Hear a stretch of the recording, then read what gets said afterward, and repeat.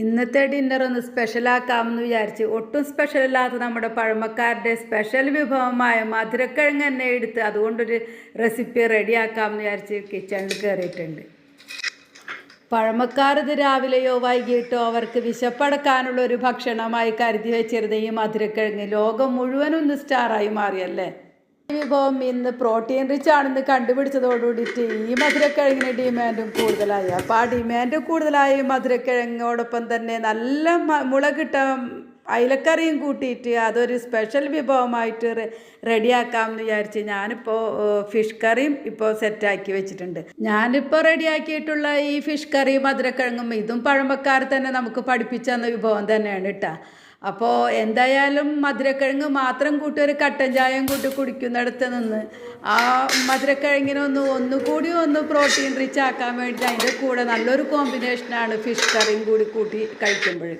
അപ്പോൾ നല്ല കുടംപുളിയിട്ട് വറ്റിച്ചോ അല്ല, എന്നാൽ കുറുകിയ ചാറോട് കൂടിയിട്ടുള്ള ആ ഒരു അയിലയും പീസും ചാറും കൂടിയിട്ട് ആ മധുരക്കിഴങ്ങിൻ്റെ മേലെ ഒന്ന് ഒഴിച്ച് കഴിക്കുമ്പോൾ അതൊരു സ്പെഷ്യലായി, അത് നല്ലൊരു പ്രോട്ടീനുമായി, നല്ലൊരു ഡിന്നറുമായി. പിന്നെ ഒരു കാര്യം ശ്രദ്ധിക്കാനുള്ളത്, മധുരക്കിഴങ്ങ് കുക്ക് ചെയ്യുമ്പോൾ നമ്മൾ സ്റ്റീം ചെയ്തെടുക്കുന്നതായിരിക്കും ഏറ്റവും നല്ലത്. കാരണം കുറേ വെള്ളത്തിൽ കുറച്ച് ഒരു നുള്ളു ഉപ്പ് ഇട്ടിട്ട് ആകെ കൂടി കുറേ കുക്കറിൽ വിസിലടുപ്പിച്ചെടുക്കുമ്പോഴെന്ന് വെച്ചിട്ടുണ്ടെങ്കിൽ ആകെ കുഴഞ്ഞു പോയി അതിൻ്റെ എല്ലാ ഗുണങ്ങളും പോകുമെന്നാണ് എനിക്ക് തോന്നിയിട്ടുള്ളത്.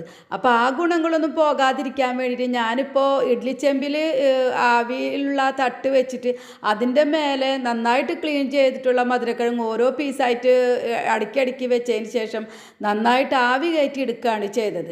അപ്പോൾ അങ്ങനെ എടുക്കുമ്പോൾ അതിനൊരു സ്പെഷ്യൽ ടേസ്റ്റും ആ ഒരു മധുരമൊക്കെ പോകാതെ തന്നെ നമുക്ക് കിട്ടുകയും ചെയ്യും. ഒരു 10-15 മിനിറ്റ് കൂടിയാലൊന്ന് കുക്ക് ചെയ്യേണ്ട ആവശ്യമുള്ളൂ. അപ്പോൾ അത് കുക്കിംഗ് കൺസിസ്റ്റൻസി കറക്റ്റ് ആണോ എന്ന് അറിയാൻ വേണ്ടി ആ പപ്പടക്കോലൊന്ന് വെച്ചുള്ളൂ. അപ്പോഴത്തേക്കും അത് ആ പപ്പടക്കോല് ഇറങ്ങിപ്പോയത് അറിഞ്ഞതേ ഇല്ല. അത്രക്കും നന്നായിട്ട് അത് കുക്കായി കിട്ടിയിട്ടുണ്ട്. അപ്പോൾ ആ കുക്കായി കിട്ടിയിട്ടുള്ള ആ മധുരക്കിഴങ്ങ് എടുത്തിട്ട് അതിൻ്റെ സ്കിന്നൊക്കെ മാറ്റി അത് പീസാക്കി കഴിക്കാൻ എളുപ്പത്തിന് കട്ട് ചെയ്ത് വെച്ചിട്ടുണ്ട്. അപ്പോൾ ആ കട്ട് ചെയ്ത് വെച്ചതിൻ്റെ കൂടെ എനിക്ക് ഏറ്റവും സ്പെഷ്യലായിട്ടുള്ള ഒരു പാൽ ചായയും കൂടി വെച്ചപ്പോൾ അപ്പോഴും അതും ഒരു സ്പെഷ്യലായിട്ട് തന്നെ ഈ ഡിന്നറിനൊന്നും കൂടി ഒന്ന് മാറ്റുകൂട്ടി. എനിക്ക് ഏറ്റവും പ്രിയപ്പെട്ടതായതുകൊണ്ട് ഞാൻ ആ ചായനെയും കൂടി ഈ കൂട്ടത്തിൽ കൂട്ടിയിട്ടാണ്. നിങ്ങൾക്ക് ആവശ്യമില്ലെങ്കിൽ അത് ഒഴിവാക്കാവുന്നതേ ഉള്ളൂ. എന്തായാലും ഈ വിഭവത്തിൻ്റെ ടേസ്റ്റ് ഒന്ന് വേറെ ലെവൽ തന്നെയാണ് കേട്ടോ.